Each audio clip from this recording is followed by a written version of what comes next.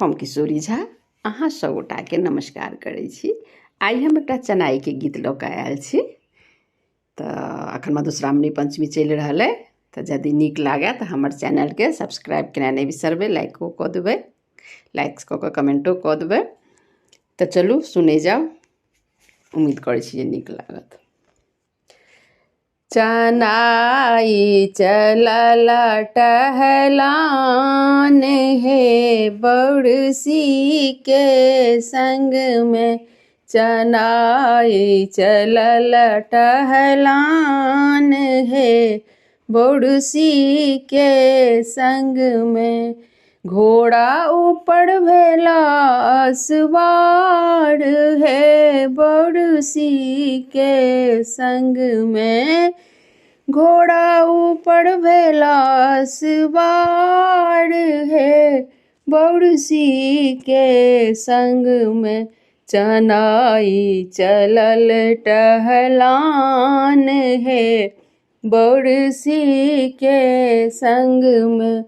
पहिल कोस जखन चनाई गेला, पहिल कोस जखन चनाई गेला, सिक्की ऊपर छिटल सिंदूर है बड़सी के संग में। सिक्की ऊपर छिटल सिंदूर है बड़सी के संग में। चनाई चलल टहलान है बड़सी के संग में। दोसर कोसन जखन चनाई गेला, दोसर कोस जखन चनाई गेला, माछ पर छिटल सिंदूर है बड़सी के संग में। माछ पर छिटल सिंदूर है बड़सी के संग में। चनाई चलल टहलान है बड़सी के संग में। चनाई चलल टहलान है बड़सी के संग में।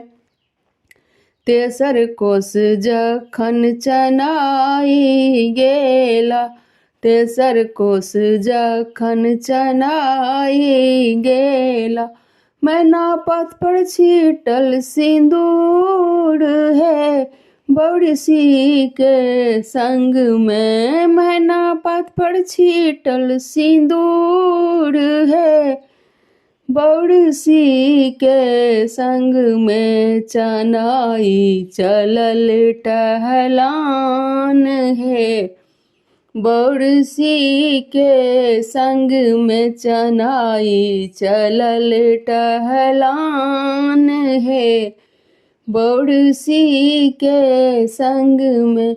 चारिम कोस जखन चनाई गेला, चारिम कोस जखन चनाई गेला, जुबती सजोरल सिनेह है बड़सी के संग में। जुबती सजोरल सिनेह है बड़सी के संग में। चनाई चलल टहलान है बड़सी के संग में। चनाई चलल टहलान है बड़सी के संग में। धन्यवाद।